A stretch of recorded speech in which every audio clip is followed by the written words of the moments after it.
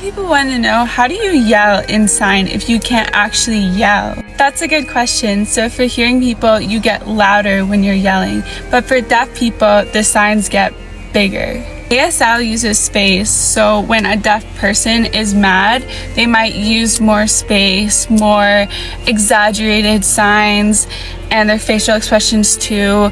You will see it when a deaf person is mad because they will show it. For me personally, when I get mad, I will start to crack all my knuckles to prepare. If I'm mad, you will see it in my face for sure.